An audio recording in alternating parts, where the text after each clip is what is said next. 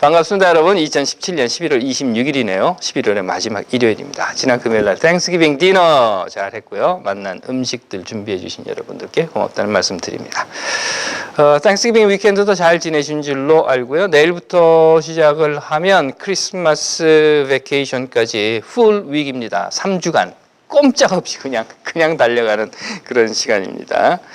사실 뭐 이거 생활이 그렇죠. 놀 때 놀고 일할 때 일하고 그러니 잘 쉬셨으니까 마구 달려가셔야 됩니다. 그런데 사실 저를 비교해 보면요, 생활이 아니 습관이 이렇게 놀 때 놀고 일할 때 일하고 그래서 쉴 때는 팍 쉬어야 되는데 그거를 잘 못해요. 습관이 잘 안 돼 있습니다. 그러다 보니까요, 쉬는 때가 더 바빠요. 뭐 그렇게 할 게 많은지. 왜 그런 이야기 있지 않습니까? 그 백수과로사. 그래서 저도 그런 모습이 있지 않은가 생각이 들어요. 평소에는 해 뜨기 전에 나갔다가 해 진 후에 집에 들어오니까 안 보이는 것들이었는데 그냥 집에서 어슬렁어슬렁거리고 있으니까 눈에 이제 보이는 겁니다. 눈에 자꾸 띄는 거죠. 바스룸 이야기하고 있는 거예요. 샤워하는 그 샤워 탑이라고 하는 게 있지 않습니까? 샤워 부스. 매일 샤워를 했죠. 그랬는데 몰랐죠. 아니, 알았는데 아마 안 보였었던 것인지도 모르겠어요. 하지만 시간이 좀 나니까요, 이게 보이기 시작을 하는 겁니다. 특히나 저처럼 우물을 사용하는 집에서는 그 물을 계속 쓰다 보면 이렇게 옅은 분홍색 나는 그 진흙 같은 것들이 물때로 끼어요. 물론 한 번에 이렇게 빨갛게 되는 건 아닙니다. 그러다 보니까 몇 주 또는 뭐 몇 달 이렇게 시간이 지나면서 서서히 그 물때가 끼는 거죠. 그런 이유로 해서 잘 모릅니다. 처음에는 그냥 뭐 그런가 보다. 색이 점점 이제 변하는데 그게 변하는지 안 변하는지 모르고 그냥 지나가는 거죠. 어제도 그랬고 그제도 그랬고 점점 더 심하게 끼기는 하지만 뭐 그런가 보다 하고 비교가 잘 안 돼서 그냥 지나가 버렸습니다. 물론 날짜 정해놓고 청소하시는 분들도 계셔요. 그러니까 매주 월요일마다 닦는다 이런 분들도 계시지만 저처럼 게으르다 보면 또 무시하고 지나가게 됩니다. 그러다 보면 이제 점점 이 물때가 끼면서 색깔이 변화하는 거죠. 놀면 뭐하냐? 청소하자. 그리고 이제 바스탑에 들어가서 막 문질렀어요. 그랬더니 원래 색깔이 나오더라고요. 원래 색깔이 딱 나오는 걸 보는 순간 물때가 끼인 것과 원래 색깔이 비교가 되면서 와, 이렇게 더러웠구나 하는 것을 알게 되었다는 겁니다. 그걸 보면서 드는 생각이, 아이고 이 지저분한 인간아, 청소 좀 하고 살아라 하고 제 스스로에게 이야기를 했었죠. 복음서에 보시면은요, 천국에 대한 비유를 예수가 하는 것들이 나와요. 여러 가지 정리가 있는데요, 그 중에 열처녀의 비유라고 하는 것이 있습니다. 내용은 이런 거예요. 10명의 처녀가 있었답니다. 이 신랑을 맞이하려고 나와 있는 10명의 처녀라는 거예요. 그런데 이 중에 5은 슬기롭고 5은 미련했다는 거예요. 여기서 슬기롭다, 미련하다라고 하는 것은 뭔가 하면요, 슬기로운 처녀들은 등과 함께 기름을 가지고 있었다라고 하는 것이고, 미련하다라고 하는 것은 등만 가지고 있었고 기름을 가지고 있지 않았다라는 겁니다. 그런데 문제가 발생했어요. 그 문제가 뭔가 하면요, 이유는 말하고 있지 않지만 어쨌든 신랑이 오기로 한 시간에 오지를 않은 거예요. 그러니까 등과 기름을 갖고 있었던 처녀들도 있었고 등만 가지고 있었던 처녀들도 있었지만 이들은 다 시간에 맞춰서 신랑이 왔다고 하면 문제가 없었을 겁니다. 그런데 시간에 맞춰서 신랑이 오지를 않은 거예요. 시간이 더 길어진 겁니다. 그 결과 이 10명의 처녀들이 모두 기다리다가 지쳐서 졸고 있었는데 한밤중에 갑자기 막 소문이 나는 겁니다. 야, 신랑 온다, 나와서 맞이해라 하고. 처녀들이 다 눈을 떴죠. 그리고 이제 등불을 들고 나가야 되는데 문제는 뭔가 하면 5명의 슬기로운 처녀들은 등과 함께 기름을 가지고 있었다는 거예요. 그래서 등에다가 기름을 더 부었어요. 그리고 이제 들고 나가려고 합니다.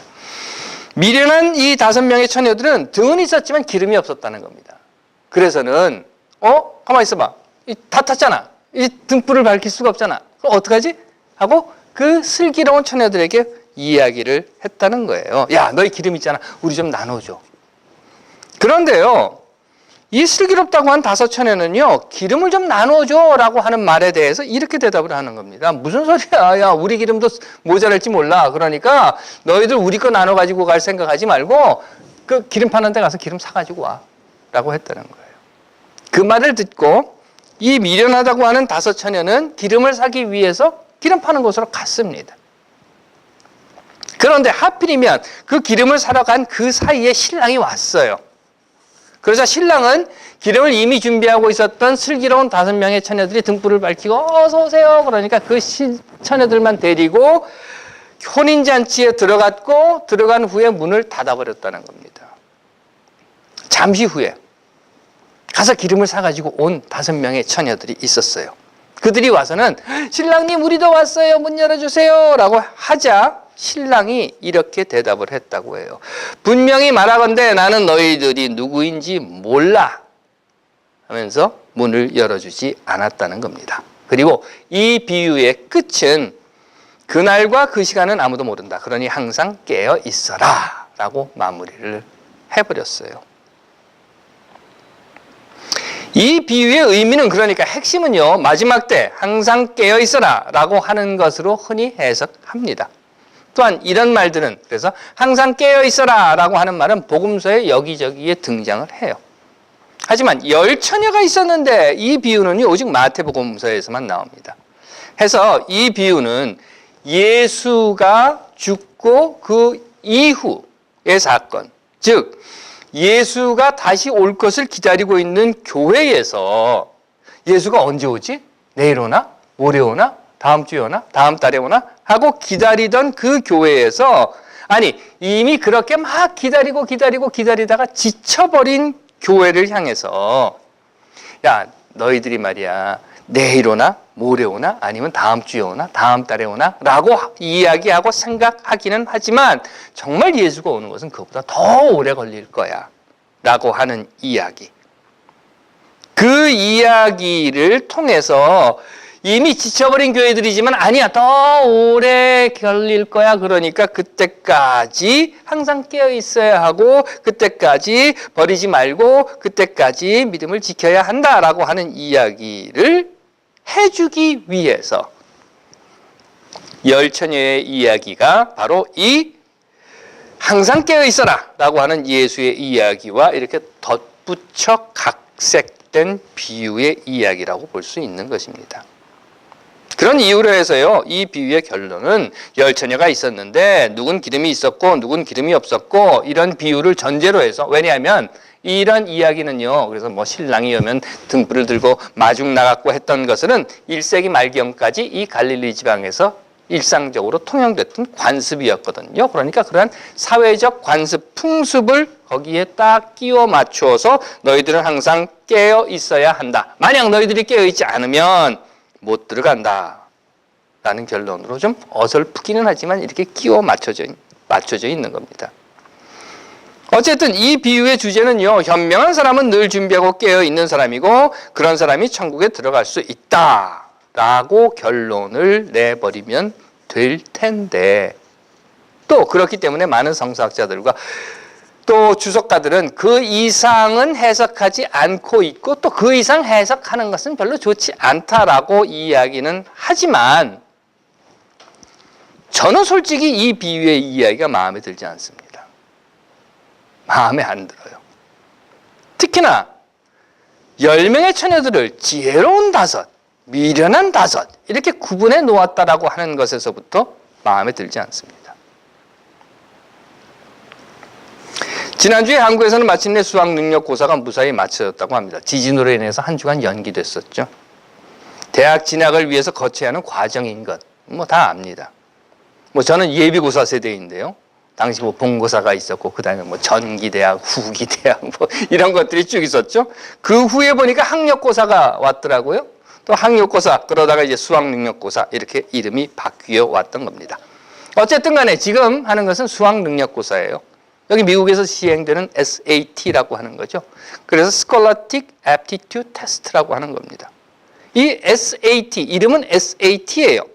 이 SAT는 정확히 말씀드리면 대학에서 수학을 할 수 있는 능력이 있는가 없는가, 되는가 안 되는가를 알아보는 그런 시험입니다. 다시 말해서 자격 시험인 것이에요.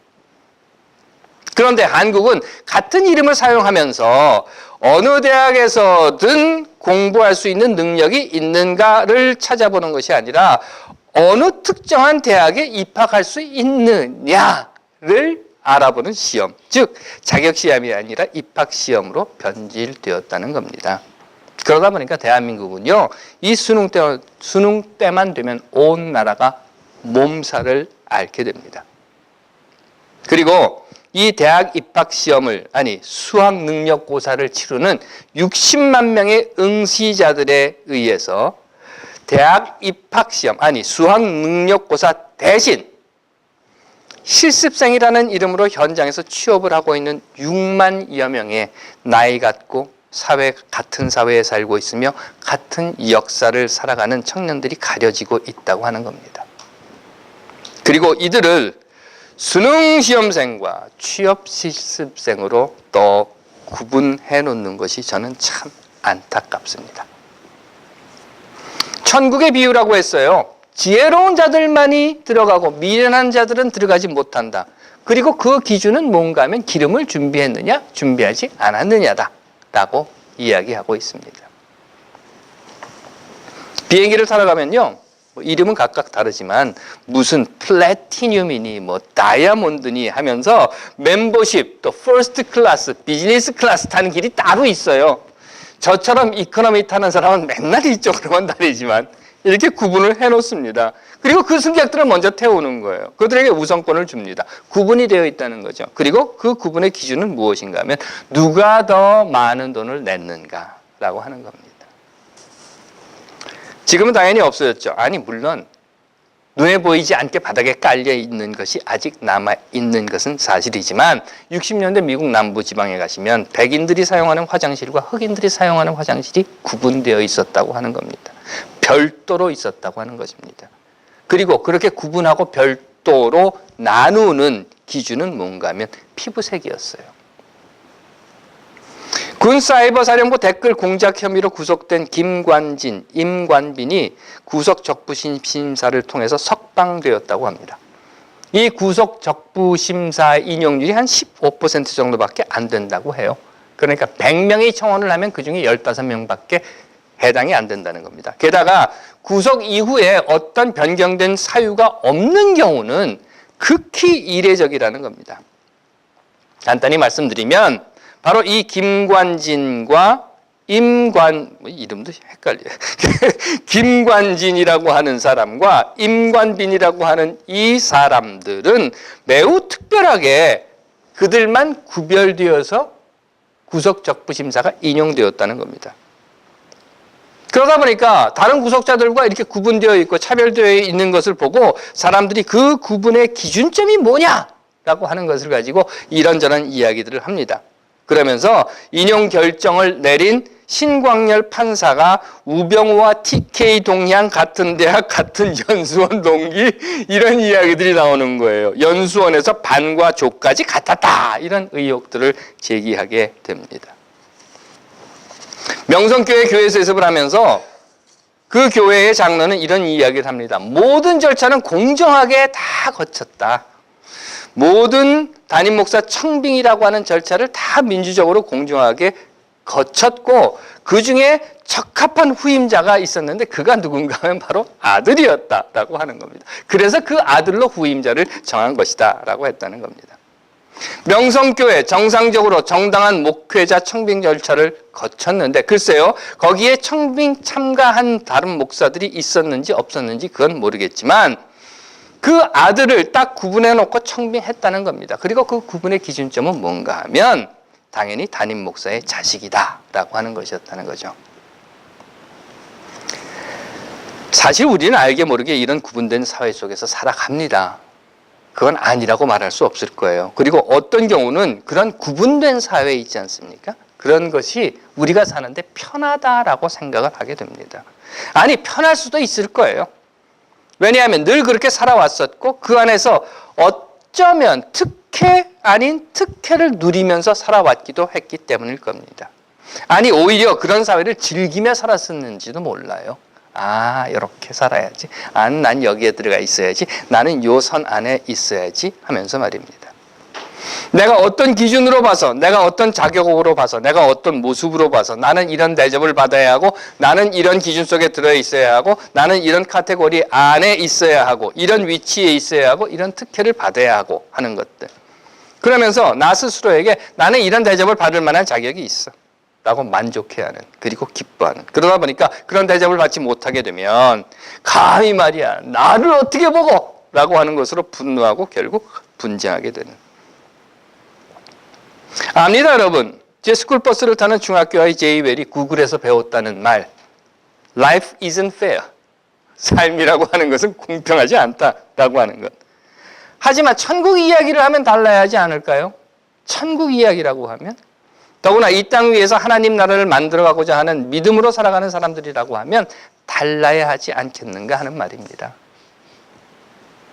그래, 너는 기름을 준비하지 못한 미련하니까, 너는 나보다 배우지 못했으니까, 너는 나보다 돈이 없으니까, 너는 피부색이, 언어가 다르니까, 너는 국적이, 음식이, 종교가, 성적 성향이 다르니까 넌 그렇게 구분당해도 돼라고 하는 것이 아니라,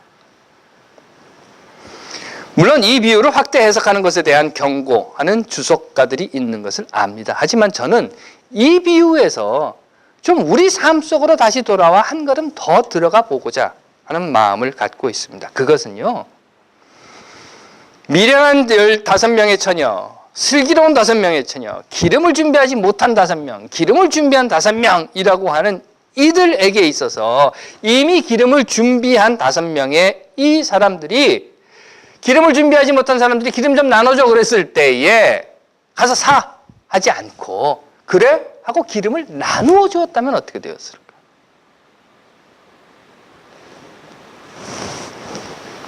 그래서 만일 신랑이 왔을 때 모든 10명의 등불이 다 꺼져 버렸다고 하면, 그래서 깜깜해져 버렸다고 하면 어떻게 되었을까? 그랬다면 신랑이, 아니 이것들이 등불을 이렇게 다 꺼버리고 깜깜해, 다 들어오지 마!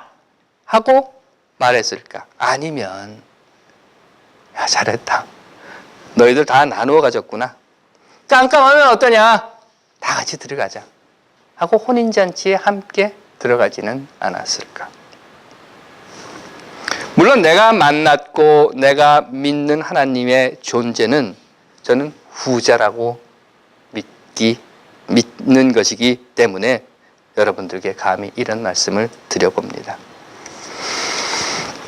하나님께서 사랑하시는 여러분 압니다. 세상에는 모두가 다 들어갈 공간이 없을 수도 있다는 것. 하지만 천국이라고 하면 말이죠, 하나님 나라라고 하면 모두가 다 들어갈 수 있는 곳이 되어야 한다라고 저는 생각을 합니다. 모두가 다 있는 그대로, 그 모습대로 구분되고 차별되는 자리가 아니라 인정받고 존중받고 사랑받는 자리, 그런 곳이 곧 하나님의 나라라고 저는 믿기 때문인 것입니다. 그러하기에 만일 내게 이런 일이 닥친다면, 그래서 누군가 기름이 떨어졌어 라고 울부짖는 사람을 만나게 된다고 하면, 저는 넌 미련해 하고 내쳐버리거나 가서 사와 하고 밀어버리기보다는 내 기름을 나누어 주겠습니다. 하나님께서 사랑하시는 여러분, 여러분들은 어떻게 하시겠습니까? 모든 살아있는 것에는 때가 낍니다. 쉽게 말해서 찌꺼기가 낀다는 것이죠.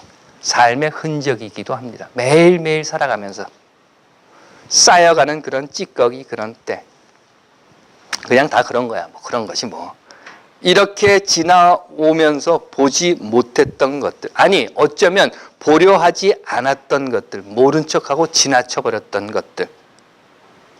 우리 매일 양치질은 해요. 그렇죠? 매일같이 양치질은 합니다.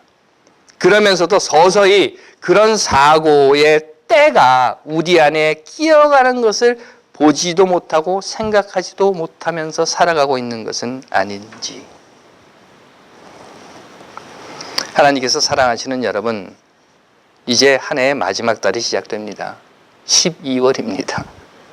지난 한 해 내 삶에는, 내 생각에는 어떤 때가 끼어 있는지, 구분과 차별이라는 때뿐만 아니라 어떤 잘못된 때가, 그리고 그 찌꺼기가 내 삶 속에 끼어 있는 것은 없는지 되돌아보는 그런 12월이 되시기를 간절히 바랍니다. 사족입니다. 나누어 줄 수 있을 때 나누어 주십시오. 언젠가는 말이죠. 나누어 줄 기름이 없을 때 또는 우리가 나눔을 받아야 할 때가 올 테니 말입니다. 기도하겠습니다. 하나님, 오늘 우리 삶에서 구분과 차별이라는 찌꺼기가 끼어 있는지 돌아보게 하옵시고 있거든 씻어내게 하옵소서. 아멘.